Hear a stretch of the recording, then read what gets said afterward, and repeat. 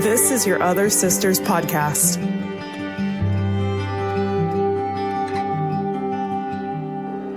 Be more powerful to me than depression and anxiety. The pounding of my door relentlessly.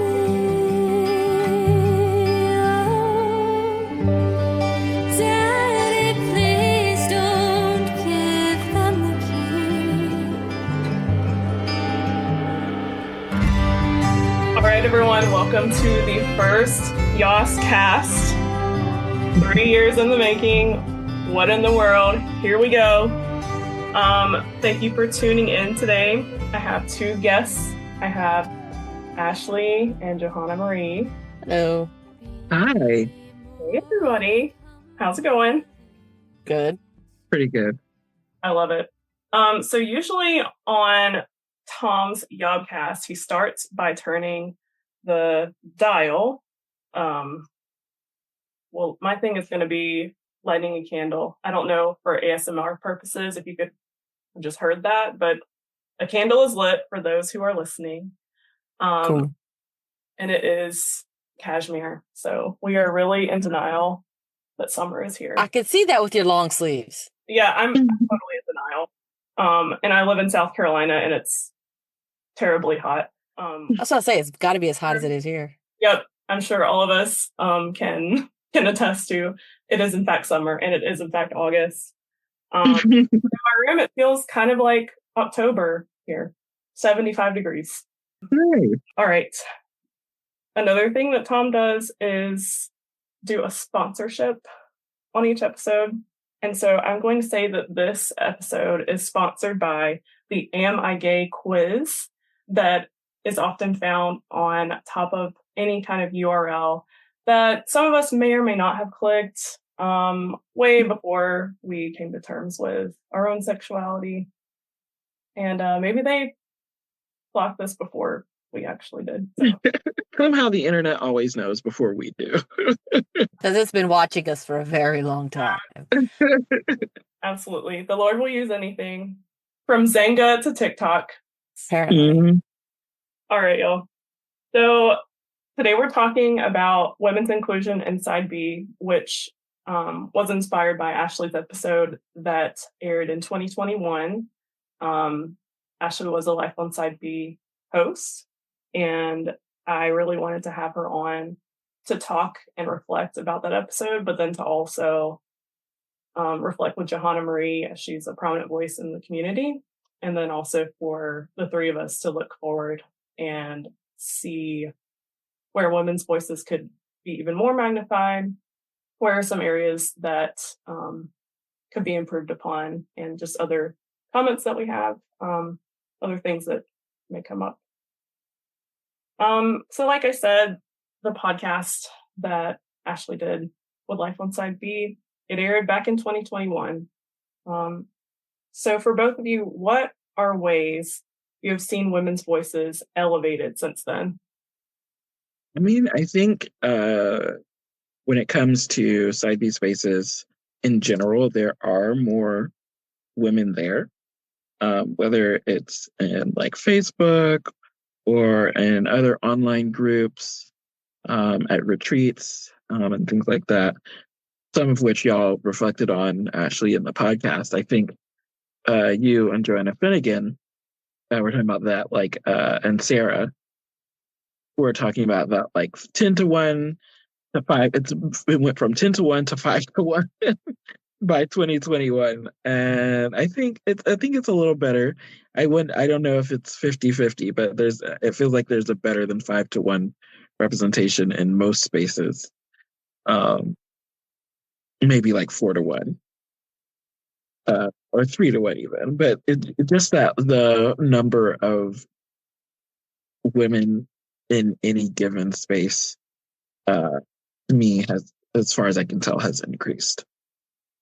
I think part of the reason too that like I think there will always be a certain disparity is and I think I've talked to other women in different spaces about this, is a financial thing as well, because like going to conferences and going to retreats and going to stuff like that, it all involves a certain cost that, for being honest, women don't always make as much money and can't always afford those things. Many times, a lot of women in side B spaces may be married and or have children, and there's other things that are involved with that, like logistics of things, of how it's just a little harder to actually get around. But I think that being the case, and the fact that we're seeing more women, means that there is more of, we do see more women being represented, feeling represented, because there's more people making that effort to be in those spaces because they feel represented in those spaces. Going back to that statistic that Johanna Finnegan, which when we reference her, she'll just be known as JF or Johanna F, not to be confused with our present day Johana-Marie in this podcast. Right. Because I knew, I was like, that's going to be so confusing. But like you said, that statistic of like the ratio of 1 to 5, or 5 to 1, men and women 5 to 1, still present. I mean, I've definitely experienced it. I've experienced 10 to 1. Like, I've experienced more than that. But for y'all, how do you feel when you're entering those spaces? Or just you walk into a room and it's like, oh, there's 12 men here, and it's Jesus and the disciples, and I'm Mary. Where are all the other Marys? Right. Honestly. And I've known some women that it does make them feel uncomfortable. It depends. I have a lot of brothers. I grew up around a lot of guys. It doesn't generally bother me too much. It'll bother me in the sense of like, it's not so much that I need women to socialize with. I'm like, I just need you in the periphery to know that I'm not the only one here. But so I know that I may not necessarily feel it as strongly as like other women do, but it's kind of the extent that makes me wonder, like, when women aren't there, why aren't they there? Just asking those questions, like, why don't I see more people like me in this space or in this area? Yeah, similarly to Ashley, it doesn't usually make me uncomfortable because I'm kind of used to that dynamic. But when and it does make me ask the same question, why? And then usually I know the answer to that question, and y'all really actually talked about this 4 years ago. Like, oftentimes, let's be honest, most of the women who have this similar experience and walk the similar faith walk are probably already married. Or maybe not most, but a lot. A lot For of whatever the women reason. who are, yeah. And y'all, to reference the previous episode, you went into this really well, talking about how, early marriage affects women, how compulsory heterosexuality, where sometimes it's even hard to understand your own attractions, because you've just been hammered with, this is the way, heterosexual marriage is the way, it's what's going to happen. You should be planning for this. You should be thinking about this. You should have been thinking about this since you were 3 years old. I was one of those girls who was planning my wedding since I was like in kindergarten, and had like 1 or 2 binders full of like, I know, it was a problem. Full of the like plans. But yeah, I think it's going to be hard for that girl to be like, and what if I like girls? Like, you know what I mean? Like, really contemplate that. So I think one of the things I think that has made space for more women has been the increased effort to include folks in mixed orientation marriages in Side B, which I think, and that's taken some time, that's taken some delicacy, because we're not wanting to replicate the previous efforts where it was like, okay, everyone who has same-sex attraction should get married, and that's the way to solve this problem. This is lots of quotation marks in that previous sentence. But that was how the church previously approached discipling people with same-sex attraction. So we're not wanting to replicate that, but at the same time recognize that people are in those have those experiences and are in those circumstances, and that increase in recognizing that, and like, how do we make space for folks who are experiencing this without turning it into pushing celibacy aside, I think has been one of the things that has made more space for women.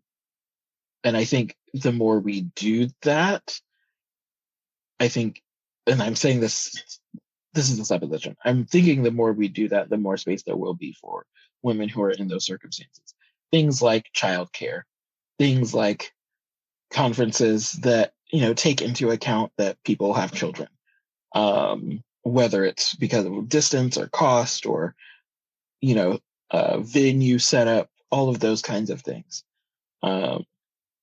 will make space for that population. So yeah. And I totally recognize what you said, because I know when I first started getting involved in Side B, it was like the fact that I am married. It was like, one, I didn't like people calling the Side B stance the celibate stance or the celibacy side or whatever. And I'm like, not celibate. And you don't want to really talk about that a lot. I know, like I said, I backed down a lot when I got pregnant because I didn't want to be in everybody's face, be like, baby, when there's people who can't have that. But yeah, it comes from that time, whereas for a long time we were pushing, well, not we, the church was pushing people into marriage. And so queer people who were in those marriages, I think, were really just very quiet for that same thing. They're like, don't want to make too many waves, don't want to make anybody feel uncomfortable, this, that, and the other thing. And I think now that we kind of I think we just had to give it time for people to kind of heal, kind of get used to it. And it's like, oh, queer people are married to straight people, but that doesn't mean they're straight. It's okay. It took a while to kind of get used to the nuance that comes with that. And yeah, I think like Johana-Marie says, that makes those of us who are in those circumstances be like, okay, people are fine with it. We're good. It helps. Because no one made me feel like that. But I felt like maybe people would feel a certain type of way about the fact that I was married, or the fact that I had kids, when they're all suffering celibates or something. I'll have to get into it in a different episode, but I think that brings up the point of a poor understanding of vocation, of calling. For sure. Not called to something because of your orientation. That's why we have mixed orientation marriages anyway. That type of calling does not really depend on whether you like or whoever you like, I guess. Yeah. So that'll be another episode in the future. But that'll be fun for now. I'm kind of looking forward to that one. I'm like, dang, can we jump over? A poor No, that was such a good way to say that. A poor understanding of vocation, which means a poor understanding of marriage by the people obsessed by it. Yes. Yes. And unfortunately, even though we're about to get into it, unfortunately, Side B, we're in a liminal space. We're in the in-between. But even still, we can be so black and white in our thinking. Even though we're in a complex sexual ethic, we're still people that we're still human beings that look to one of the extremes. Yep. Any other comments about that question? No, I think just like this is one, we see more women in those spaces. And I think also we've seen more women in leadership in those spaces, which is also important. We've seen women in authority in those spaces, which I think is important. Because like I said, when the first episode aired, I was just learning that, the differences between complementarian and egalitarian. I'm like, I didn't know the headship of women thing meant that they couldn't preach. Excuse me? I was like, here in the South, I'm like, everybody does everything. I don't know. Yeah. I was like, I didn't know it was a whole stance on it. So it was like something that was completely new. I was totally flabbergasted by that one. So it was like, it's to be able to see that other people in what we kind of because Side B has a lot of different faith interpretations. So people come from a lot of backgrounds, but the fact that they were we have women in those positions is important. Yeah, I think Ashley, we have a very similar like charismatic kind of background, and not all charismatic denominations are egalitarian. I think they sit in actually speaking They of in sit in a betweens. limbo. Yes. Yes, because so the way I grew up, I think there was still very much a complementarian interpretation of marriage Yes. and even of like social role. And at the same time, women were in church leadership. Yeah, for sure. So it wasn't an either or. And I'm not even saying that I necessarily subscribe to that perspective, but it's just what I grew up with was a little more nuanced than some of the things that I encounter on Right. either end of the spectrum. So it is very interesting to come into a multi-denominational space and have those different beliefs come to bear on that space and have to figure out, okay, so what does this mean? We're not necessarily a church or a congregation, so there is some freedom there. Even with all the disagreement, there's some freedom there, but there's also still expectations, opinions, so on and so forth. So how do we respectfully navigate all of these different areas of understanding while making sure that we're doing the purpose that we're here for, which is reaching, advocating for, creating community for, discipling side B folks, which includes the people who aren't in our community just yet, who are walking this, like literally, we're not, for people who are walking this like faith journey alone and think they're the only ones or think they're by themselves and a lot of those people are women. So Yeah. how do we make sure they're getting the resources they need, they're getting the community they need, they're able to tell their stories, and they're able to then disciple and encourage other people. Yeah, for a lot of us, a lot of women are discovering that they are a sexual being because in the church, a lot of us were taught like, you need to cover up, you need to cover your shoulders because a man is going to look at you in lust, and somehow that's your problem, even though Jesus is like, if you look at a woman with lust, you've committed adultery. Like, very much against that. But yeah. Yeah. Like a lot of women are trying to unpack that, and then also trying to unpack their sexuality. And then we Yeah, and it queer women that go marry men because they're like, oh, I can't do that right now. yeah. Last night in my church, funnily enough, it was like, because they do like on the first Wednesday, they have like they'll split. They'll have like the guys over here and the women over here, and it's not bad. It may sound kind of archaic, but it's generally not bad. It's usually pretty fun. It's not like they make this side super curly and that side super manly. Although the guy's side is called man cave and it's full of hunting gear, they can have that. They didn't overly feminize our side, so I'm like, good. But the lady did say, she said something about how, like, you know, women who aren't married, that's what they're worried about, who they're getting married to. She's like, and I see some high schoolers in here, and I'm sure that's what you're worried about. I'm like, you shouldn't be at 14. Worried about the rapture. God. That was our generation. I don't think we have the rest of them is scared about that. Yeah. Oh Lord. I Yeah. just want to go to high Yeah. school, which is funny. Why do I want to go to high school? Grass is always greener on the other side. We've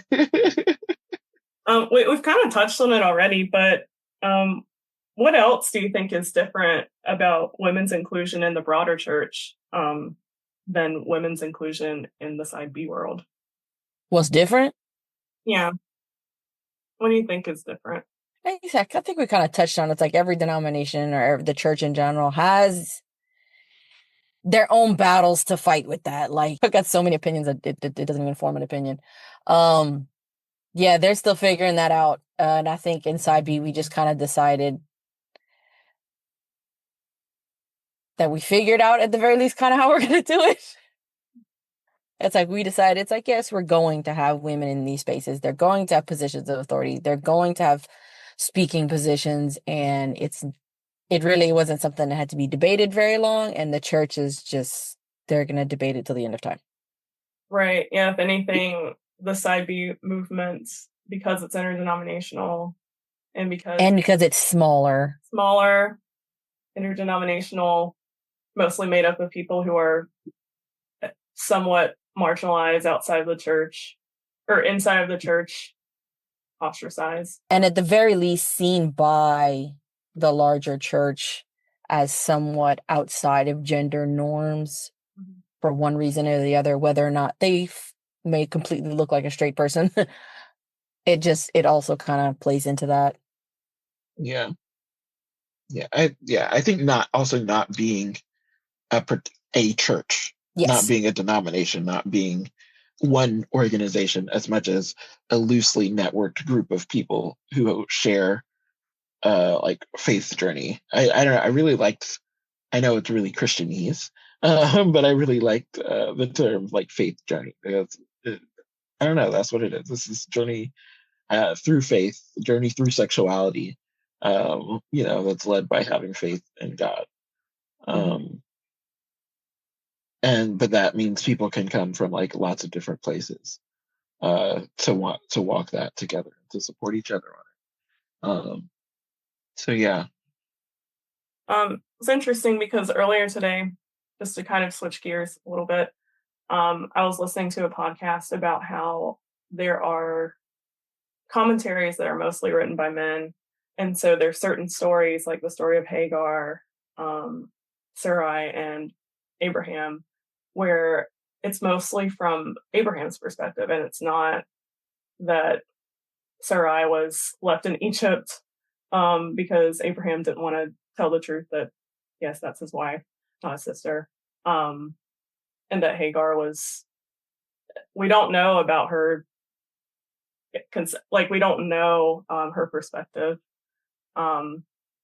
which I think points to a lot of issues in the broader church about how sermons are centered around men, even though yes, we have our patriarchs, but we also, I think of Jesus looking at John and being like, this is your mother. Like when Jesus was on the cross, I think of all the women in history, the women in Jesus's lineage, and the majority of women that have made up, or the women who have been the majority of leaders and workers in the church, even if they don't have a salary, like pastors' wives, Sunday school teachers, and all these, like, you don't want a woman who preaches, but how many?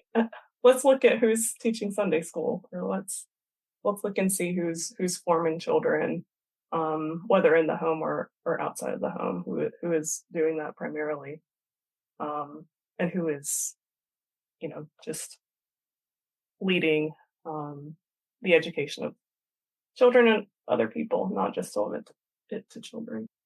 In the same way, as we know, a lot of content about sexuality was and still is often based on men's experiences. But we've all benefited from quite possibly the most explicitly male-centered space in the side B world, which would be your other brothers. So, what made you want to engage with YOB's content at whatever point, and what motivates you to be a part of YOS alongside YOB? They started Your Other Brothers blog like the year I joined, a certain side B online group. So I was kind of just getting into it, and he was like, "Hey guys, I'm starting a blog with me and my buddy, whatever." I was like, "Oh, that sounds cool, whatever." And I was just kind of in it, just kind of was like absorbing information at that point. And because they were just starting, they were kind of writing every day. I don't know, it might have been 5 guys, I don't remember. And they were kind of writing every day, so there was a little a little snippet that you could read every day, and it's a story, it's a narrative, and that. To me, I love a good narrative. I love a good story. My husband is like, "You'll finish a terrible movie." I'm like, because I want to see how it ends. I started it. I'm just going to get through the story. And so some of those experiences I was able to relate to. So whether or not, there's the male and the female differences, there's, we all can relate to the yearning or the feeling different, or different things we can relate to because we're all human. And generally, I was the one in the comments be like, well, generally, for women, it's like this, like that was what I did on those in those comments for a good few years. And like I said, I've kind of always been surrounded by guys, so it didn't really bother me. And they really did they responded to my comments. It wasn't like I wasn't super involved with the community, but it was people that they were telling their stories. I was able to respond to how it made me feel or how I related to it, and then they would respond back to it. And so it was when I love it. I love a good narrative, and it was like at the beginning it was small. It was a nice little community when it started, and I'm sure it's fine now that it's grown. I'm just more parallel to it as opposed to more involved with it. Yeah, I think that you're hitting on something really important, actually, which is story. Like, I think people being vulnerable with their stories will always attract not just the people who relate to it super directly, but story invites metaphor. It invites analogy. Once you tell a story, people see the ways that it can apply to them, even if that's not the original intent. So that vulnerability, honestly, it was one of the few spaces that was talking about side B, not from a theological perspective, but Yeah. from the real life experiences that people are having. Mm-hmm. So it's yes, theology matters. We have to make theological arguments. We have to point out Absolutely. how, how theologies, all surrounding us on all sides are perhaps missing the mark, or at the very least are leaving some people out in the cold. But even more than that, talking about how this actually feels. Actually, okay, hold on. I'm going to look up this quote, and I might not find it. I might interrupt us later in the podcast to read it, but it's very much about the power of story, what story even is. So I don't know. It's just storytelling, hearing people being vulnerable, hearing and relating to it. I think also one thing Joanna Finnegan pointed out in the Life on Side B podcast is the church is really, actually both Sarah and Joanna Finnegan pointed this out, that the church really kind of prescribes demisexuality, which is attraction based on building a relationship to women. And that's not necessarily many women's experience. That's not my experience. You're like, women are emotional and men are visual. And I'm like, yeah, I'm emotional, but I have eyes. I can see. I'm not blind. And my ability to see does affect me. And so hearing people talk about same-sex attraction from a very vulnerable place, from a very experiential place, being able to relate to those experiences. Unlike Ashley, I wasn't even in the comments. I was just listening to the podcast. But for the few years that I was listening, I listened to pretty much everyone.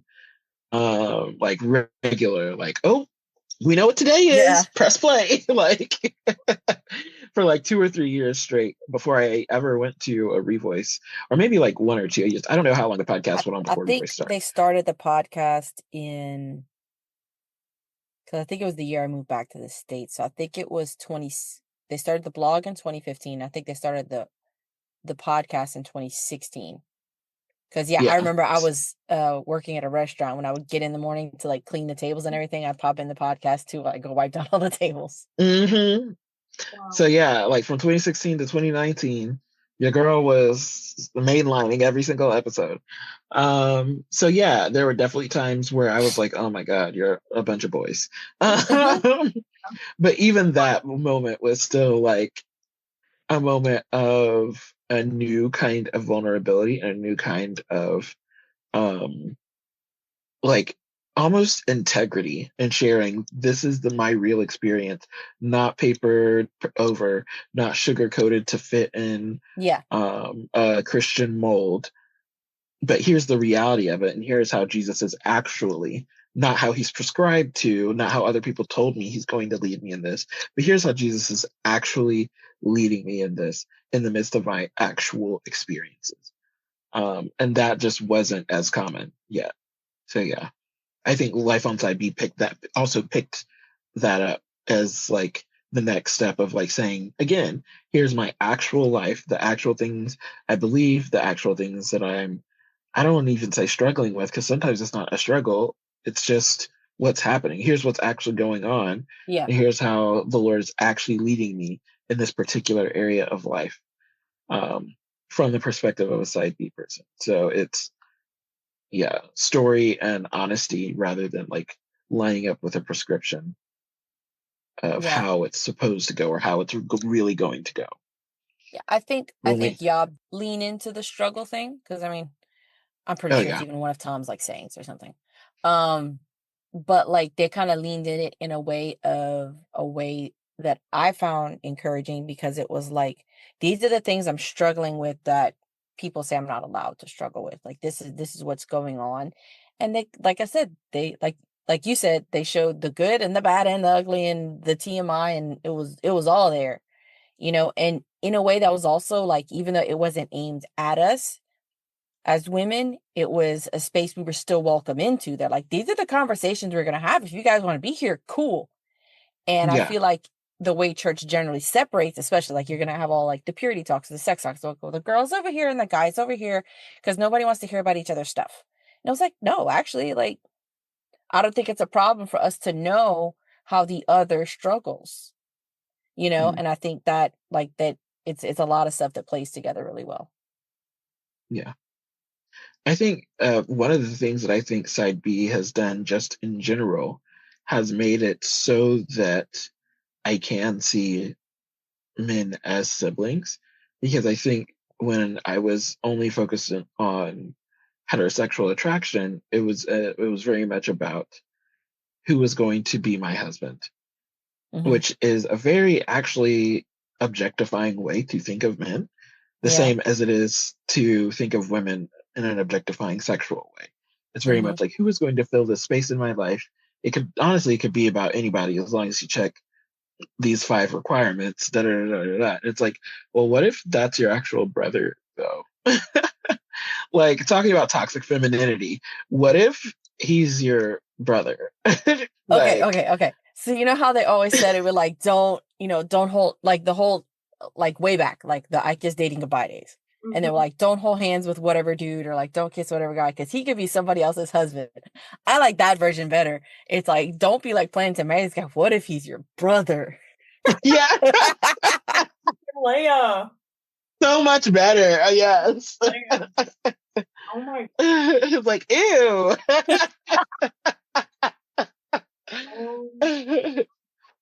But yeah, it's like, oh no. And guess what? As siblings, you share things that you wouldn't share with other people. As siblings, you have an understanding of each other that other people don't have. As siblings, you're in it, like in the most ideal circumstance, you're in it together. And it's like, you can pick on each other, but if somebody else tries to come into this, it's a united front. Like that's that's a whole other different way of looking at men than future husband or not future husband, future husband or not future husband, future husband or not future husband. But that requires actually being able to share, actually being able to be in those types of spaces together where you're talking vulnerably and sharing your real life experiences with each other. Yeah, I feel like, I mean, I resonate with a lot of what you both have said that drew you to Yob. I mean, I've said it before, but one of my friends from college recommended the Yob podcast to me. It was 2018 or 2019. And he knew Tom. So there was just a natural connection there. And at that time, I didn't really explore my sexuality. So I was listening as an ally. Of course. Of course. Can do like a bingo card of our common experiences. That might be listening as an ally. But then when I came out to myself 2 years later, I was like, oh, this is me. Like, oh, I'm relating to them more than I thought I was previously, because I was really drawn to storytelling, like you both were mentioning. I really love, I study history, and I love social history that's not just about someone like George Washington or some big leader, but talking about the daily life of people in a society, not necessarily like those who are regarded as the greats. So I kind of see storytelling in general that way. It's talking about common experiences, like you guys were also referring to. It wasn't and isn't really like an apologetics type approach. It's more so like, hey, you don't even have to really understand my experiences. You can just listen or Take it or leave it. It is what it is. yeah. So I'm excited to broaden the stories. So I'm really thankful to be at this point. It's been a long time, and I've had these podcast ideas on a spreadsheet for a long time. Break them out. So just really excited for what's ahead. And I've come to meet a lot of the Yob guys, and they have been very hospitable.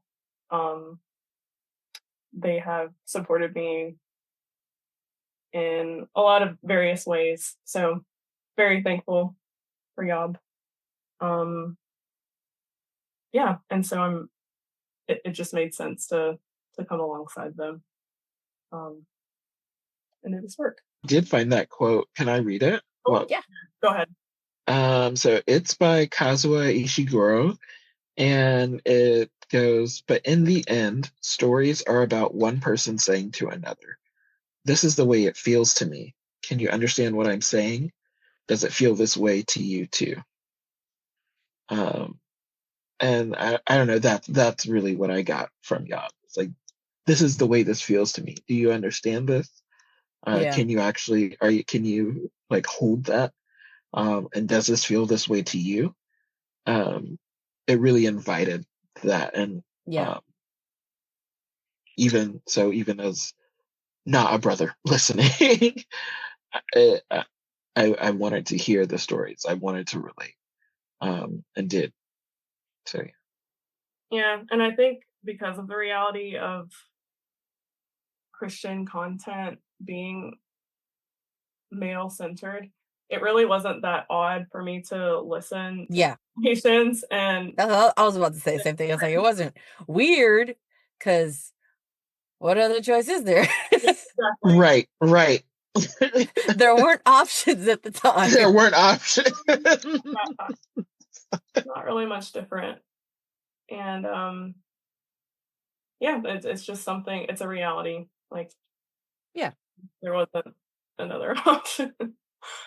I can't remember. It was like a different episode. I think there was a time when because I think it was, I know it's me, Becca, and Josh, but we were talking about how like women are very used to just being in male spaces because that's just the way it is.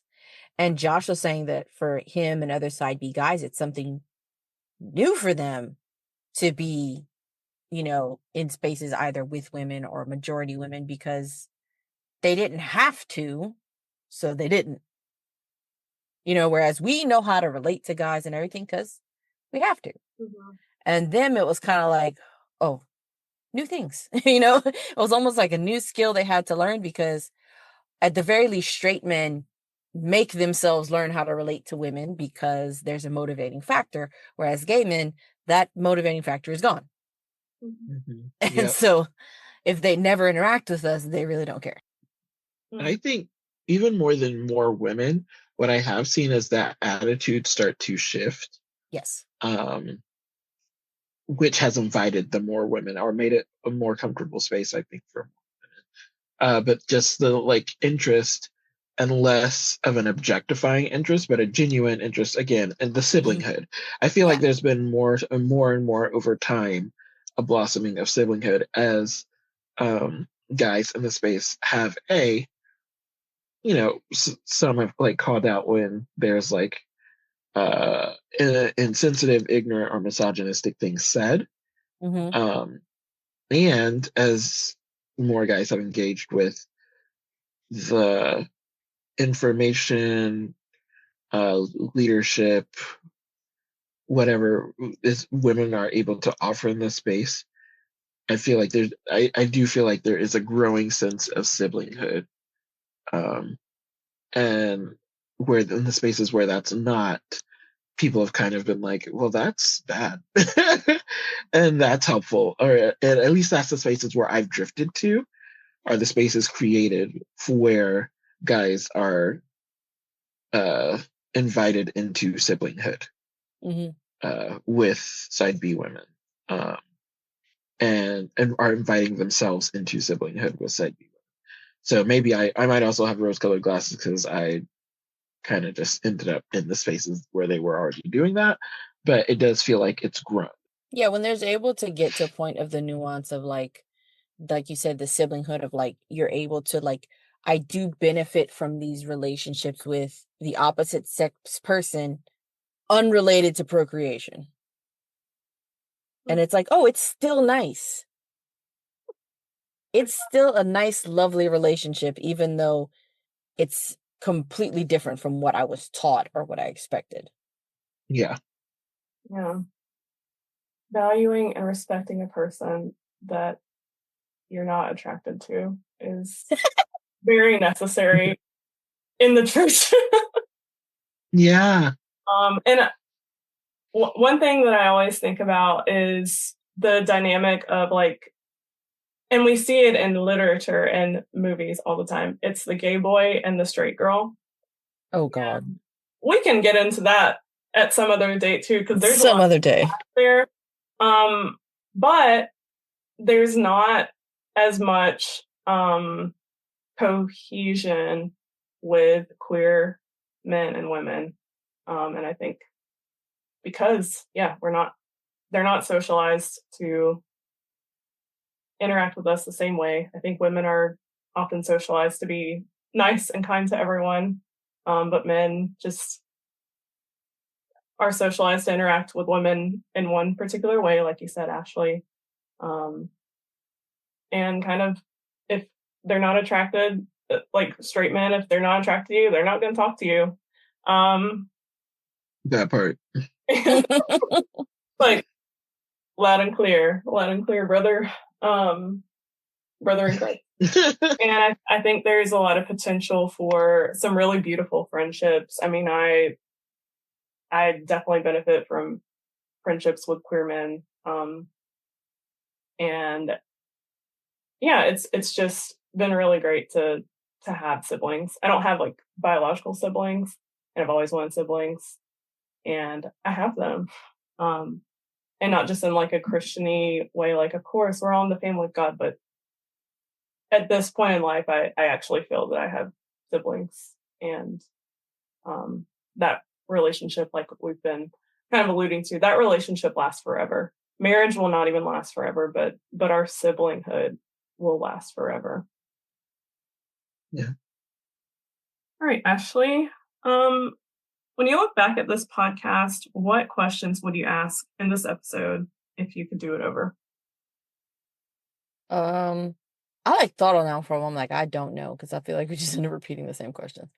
But I think now that like we have seen women more involved in kind of like the general aspects of the side B movement, I would think one question that would be to add now would be like, what's left to continue moving in a certain direction, or like, okay, so we've infiltrated, that sounds bad.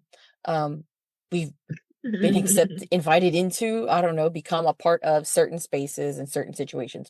What are places that it still feels like there's a lack of women now that we're in the more general spaces? What are spaces where we're still not seeing as much representation, which I haven't had as much of a close eye view inside these spaces, I would say probably in the past couple of years, just because of life. So I don't know. You guys have gone more to the conferences and been a little more in the spaces than I have lately. So Can I respond? Or for sure. yeah. I think one of the breakouts this year at Revoice that I found utterly helpful was the Women's and AFAB talk by Janelle Look and Elaine. And basically it was like, let's talk really frankly about attraction and how we deal with it. Their presentation was amazing. Um, the one of the things they did was like role playing. Hey, when this thing has come up, this is how I talk to my friends about it, and then literally acting out the conversation. Which I don't know, for some reason that just was like so helpful to actually like see it and Yeah. be enacted and embodied of this is what I said and this is what I conveyed about the situation, and then here's what my friend said and here's what was helpful and here's what I had to do afterwards and here's how it turned out. Like really hands-on, because I think one of the things that is still missing in the way of a more recent Christian understanding of women's sexuality, and I say more recent because um oh my gosh, what book is it that the author looks at like the history of biblical womanhood and kind of compares medieval That understandings was a of great book. womanhood, yes, to today. um which is very opposite, where women were thought of as very sexual, and the temptress, and like the making of biblical womanhood by, we're gonna get an author name any second Beth Allison Barr. now. Yes, thank you. First of all, history, love a history book, but just like like where this time where women are thought of as hungry and lascivious and just going to swallow a man up and take him to hell. And like, I mean, You can I keep think, him. but there is some sense that women have a sexuality. Of course, there's still not a sense that queer women have a sexuality. It's like, what do women even do together? Isn't even a sin because is it even sex? Like that's really how courts who were judging these things at the time Yeah. are thinking of it, because they're like, well, nothing that we consider sex happened. So I guess you did something bad, but what do you even say to it? Like, nah, like that. There's still a gap there, but there is some understanding that women have desire, even if it's understood also in a misogynistic way, right? And nowadays, the understanding is women don't really have desire, or their desire is mostly for the emotional connection, and they don't really have physical desire.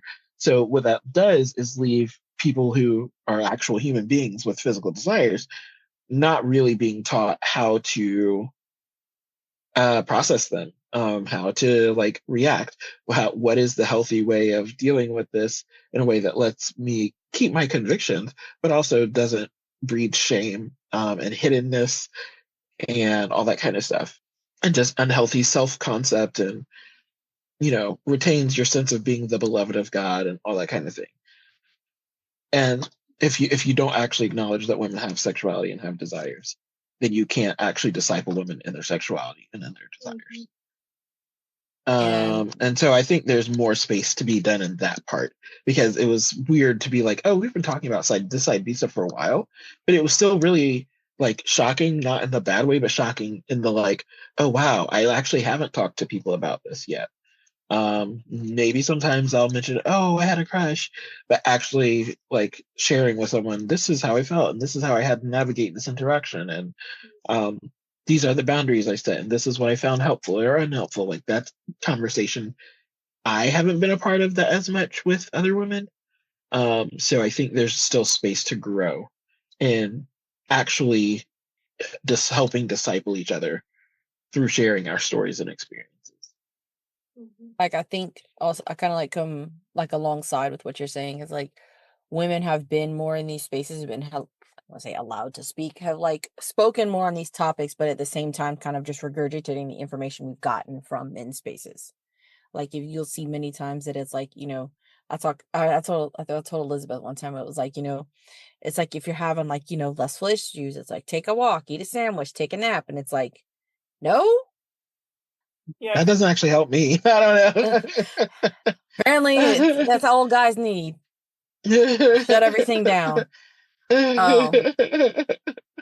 But like in that sense of like, yes, we are similar. Yes, we're still different. So it's like we have similar struggles. We may deal with them in different ways. So it's like I need to know how other women are dealing with these things in their setting and not necessarily how I don't just need like a guy. It'd be like a guy teaching me about pregnancy. Yeah. Yeah, I don't need a guy to lecture me on, my menstrual cycle. It's like I think you're missing the point, bub. Sorry, we can't say that on this podcast. I'm just kidding. I was like, wait, what? You know what I'm saying? It feels like that. Like kind of in the missing the point type of way. What other reflections do you have about this podcast episode? I guess for one thing, I'll just say, it was something that I mentioned before we pressed record, but every time y'all would interrupt each other, y'all would be like, "Oh no, you go ahead, you go ahead, you go ahead," and that is not something that one is very common. / I don't think I've heard that in other podcast episodes where it's majority male voices. We're prone to letting another person speak, which is great, especially over Zoom these days, because it can be really awkward to be recording something and then everyone's like, yeah, it's just jumbled. It's like that has to do with like several things. One, like I think you spoke to earlier about us kind of really being raised in this thing of always being polite and always being nice, but then there's the other factor of we know how it feels to be talked over, and so we tend to like always never want to do that to anyone else. Yeah. Because I was in it. I told Erin, I was like, I listened to it. I was like, that was terrible. That was one of the first ones I did. I was like, I was all over the place. And I'm pretty sure it was late and all three of us were kind of like tired. It's grasping. I enjoy it. I still think it's great. Awesome. One of my favorites. I'm a fan. I think oh no, this is about the podcast. Or whatever you want to say, really. I mean, we haven't really talked about trans inclusion in women's spaces and what that means and looks like. And I think, again, like women in leadership, there's lots of opinions and lots of theological stances and lots of personal experiences that are all over the place. But I do think that is something that we should be broaching more often. And yeah, I think it feels very like almost, how should I say, tone deaf to like not bring up, hey, there is this thing that we are wrestling with, but kind of silently as a community. And we probably need to talk about what that means, because yeah, we should probably just talk about what that means. So yeah. Well, there's a lot to go into there. Not saying we have to have the conversation now, but just as a community, this is something we have not. Everybody's in a corner like a middle school dance whispering about what they think about it, but nobody's really gonna broach the topic. Yeah, that's for sure. Because say different women feel differently about it. And for that reason, in many different and various organizations and platforms, people feel very, I don't want to say afraid, but afraid to speak on something that, one, they feel like they don't fully understand, so they don't want to misspeak. And they don't want to end up hurting someone. And they're also afraid that they don't want to make the wrong person angry. So like there's a lot of I feel like there's a lot of I would like to say something, I don't know what to say, don't know what I should say, don't know what I'm allowed to say. from all sides of however people feel about it. And I think that trans and gender nonconforming people should feel that they are also definitely allowed to say how they feel in cis majority spaces. Like, they shouldn't feel like they just have to be quiet or that they have to let us all speak. Again, like I said, like a man telling me about my menstrual cycle, kind of tone deaf, kind of misses the point. I think those people should be invited more to speak on their experiences in those spaces so that we can learn. Well, yeah, I think there's something to, we're asking people to listen to us and not necessarily to understand. And I think in that way, I like that Johanna said that earlier, that she's like, look, this is what it is. Do you relate? Do you not? Whether you do or not, I'm telling the story anyway.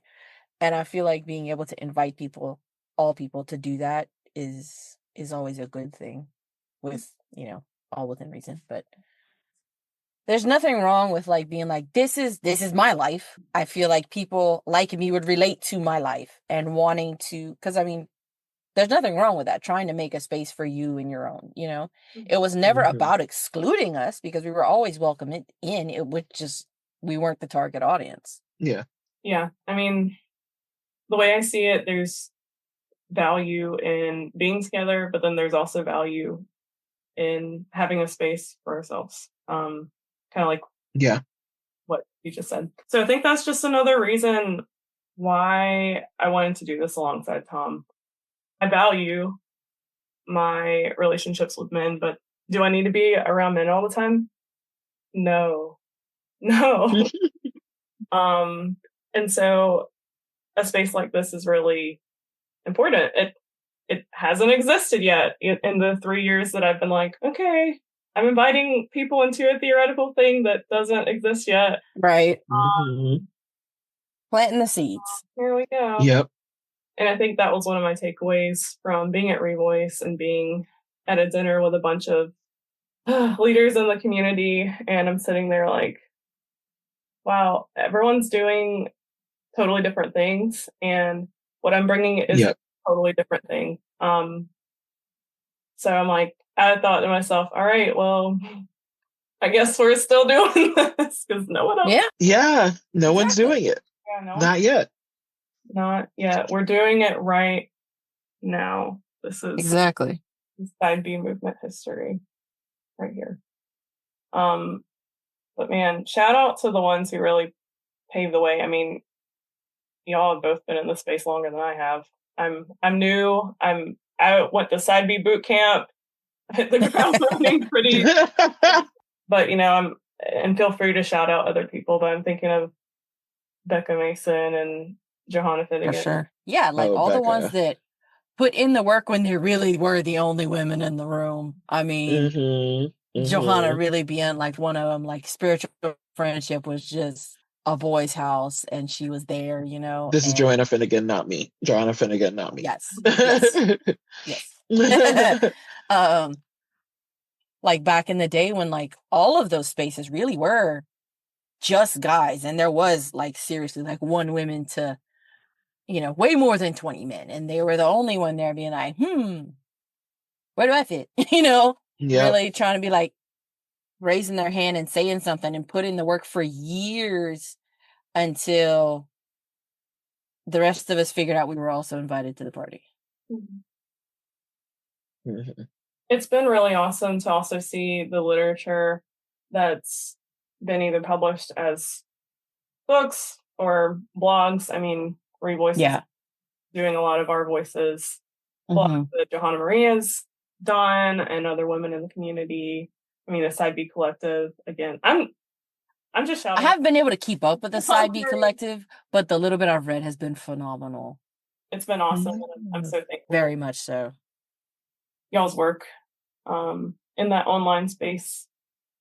And also I know that Revoice breakout session that you mentioned, led by Janelle and Elaine, that was like standing room only, wasn't it? I mean, it was an issue that, like you said, is not talked about, and it was centered around women. It was actually centered around women And I don't know of any other breakout. Again, I'm new to this, but I'm pretty sure there hasn't been another breakout like that. It's generally centered towards everybody, Yeah. Yeah. you know? Which means there are often panels that are mixed, right? Right. But like you said, everyone's like both is good. Having spaces that are general and having spaces that are specific to various experiences. Having spaces that want to address as many different people as possible, and having spaces that are really focused and honed in on a particular issue, experience, that kind of thing. I think I'm just looking forward to see like this new expression of what was YOB and what is now YOF, and just also a new expression of women's representation in side B spaces. Because like of the representation that we've had, like we said, we do have a lot of men specific material and, you know, literature and stuff. And we do have a lot of everybody, general and mixed material, information and stuff like that. We don't have many women specific resources and stuff like that. Unless you want to go really far back into like X-Day Gay Days, and nobody wants to go down that rabbit hole. No. So No. I really echo that. I'm just excited to see what will be born from this community, and I'm excited to participate in that. So both of you in the community. And I mean the community is going to make the space. So yeah, I'm excited to keep uplifting voices where we can, and happy to have you on and kind of set the tone for YOS and the YOScast. I hope that it reaches even more voices. And the lurkers out here, I know you're listening. Give me an email eventually, not in 3 years. Send me an email. Get connected. We'll share stories and get you plugged into the community. And I hear that there's a great community for men as well. So yeah, I'm pretty sure they like talk all the time. Yeah. And write a lot. They have been doing that for a while. Yeah. Yeah. Thank you both for your time this evening. And I will be blowing out the candle. And I just got wax all over my hand, but it's okay. All right, it's already drying. It's okay. Do not go to the ER. But thanks you all, and thanks for the listeners. My hand is now gooey, but that's all right. You're fine. All right. Over and out. Bye. Bye. Thanks for listening to Your Other Sisters podcast, a production of Your Other Family. We'd love your feedback. Comment on this or any of our podcast episodes at yourothersisters.org. You can also call us to ask a question or share a brief story at 1-706-389-8009. If you enjoy this or any of the shows on Your Other Family Podcast Network, consider rating and reviewing us on Apple Podcasts. And don't forget to subscribe on your favorite podcast app. You can also follow our family of socials on Facebook and Instagram at Your Other Fam, Your Other Sisters, and Your Other Bros, and on YouTube at Your Other Fam. Finally, if you enjoy our content, consider giving to support our nonprofit ministry. Check out our YOF giving link in the episode description. For membership in our YOS and YOB communities, submit an inquiry at yourothersisters.org/membership or yourotherbrothers.org/membership. There's always room for one more sparrow in our nest. Until we journey next time, we're glad you're with us.